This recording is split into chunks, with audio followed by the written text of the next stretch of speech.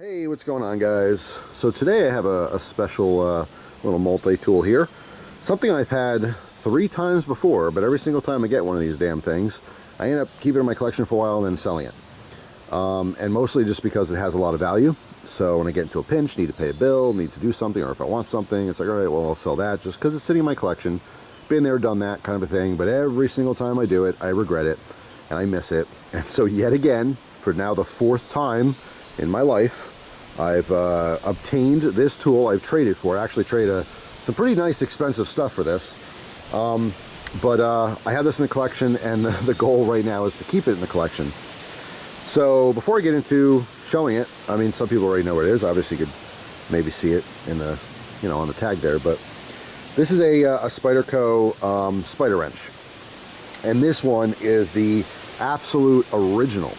So these were introduced back in 1999, and it's just, you know, Spyderco's take on a multi-tool, which is pretty cool. And I probably have old videos showing this, you know, but if you haven't seen it, that's what kind of why I'm making this video, just a new, refreshing version of it, because I never had the, I don't think I've ever had, I should say, because I don't really remember every detail.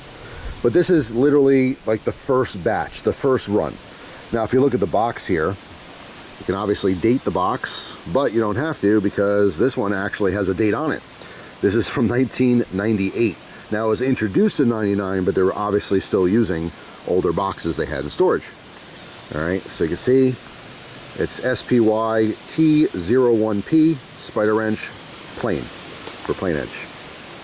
All right, there it is. Now, this box shows MSRP of $49.95, but that is written on there.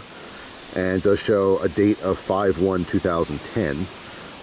So I'm not sure who wrote that on there, or when or why or anything like that. But again, the introduction to this tool was in 1999. It's pretty cool. Let me just show it to you. I mean, I have a bunch of stuff I want to tell you, but at least you can look at the thing.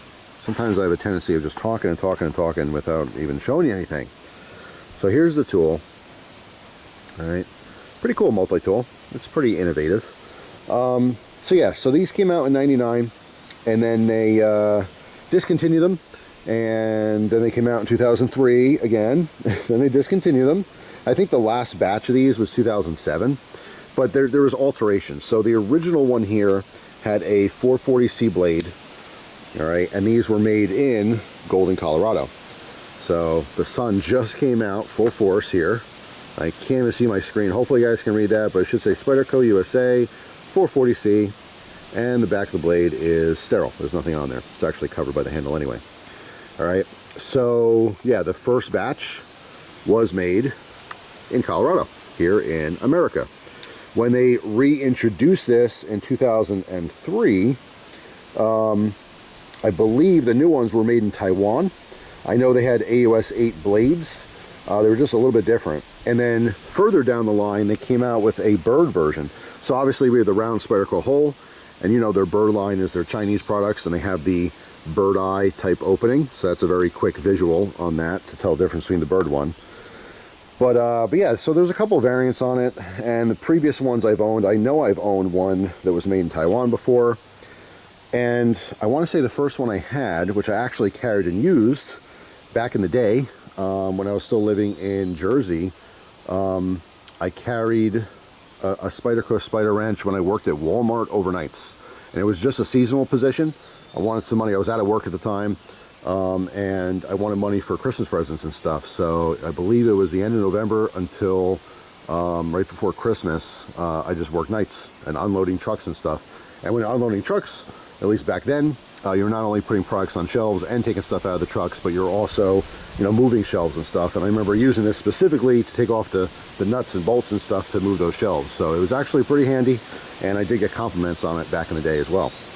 So yeah, a couple variants on it, but the very first batch does not have USA on the handle.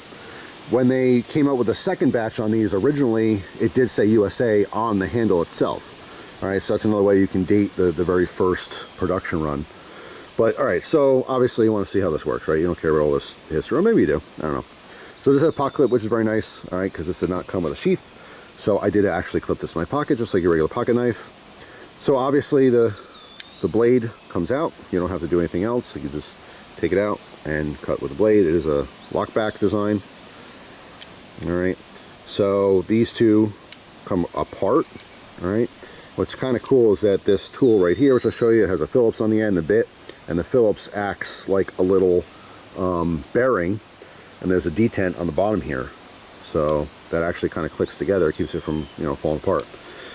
So once you open it up, if you look in the pivot there, you can slide over, and now you can use the pliers, right? Or you can rotate this totally open and then use the bit driver. And obviously you see we have 4 bits that are in the handles, as well as this right here is also an extended bit. So Phillips and flathead. All right, so you can use that for the bits. You can also take this apart and use this independently. All right, actually let me show you this.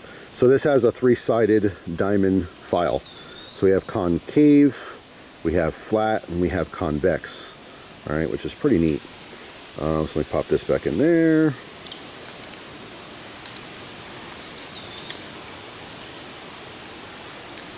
Push this spring. Hang on. A little hard to do that in front of the tripod there. All right, so this also comes apart completely, and right here you can see this is what locks at. So you just get to push forward, and that allows that to come back down. All right, but these two tools do separate, which is nice. So now you can just use this wrench. Also, what's kind of cool is because they separate here, you can also, like, let's say, hold, you know, the side of a nut and use like a Phillips bit or something to undo the screw, or vice versa. You know, you can hold the screw head and then undo the nut. So there's just a bunch of different options here, which is really nice. Just an interesting design. It's not like the best multi-tool ever, but it's just kind of cool. And you know, unfortunately, it's become super collectible, which means it becomes super expensive. But I wanted one in the collection. Like I said, I carried and used it at some point. It's not a go-to tool to use. To me, it's just a cool collectible, and it's just really unfortunate that it's so rare. I would love for Spyderco to re-release it. You know, maybe do like even an upgraded steel. It doesn't even matter what they charge, you know, because trying to find one of these, I don't know, 400 if you're lucky, 500, 600. It really just depends on how many are available. If you really want one, you got to fork over the dough. It's ridiculous. I want to say these were originally, I think the last production in 2007, these were 85 bucks. $85. And now they've gone 400% up, 500% up, right? 600% up, whatever it happens to be. It's kind of ridiculous, but that's how the market works, you know. The more scarce something is, the higher demand, the lower the supply, the higher the price. But I think it's really neat. I wish they did reintroduce it, because there's so many people who hasn't even experienced this type of tool before and probably never will, just because they just, even if they're interested, they just don't want to spend that kind of money or have that money for, you know, a multi-tool. But yeah, let me know down in the comment section if you have any variant of the Spyderench or bird wrench.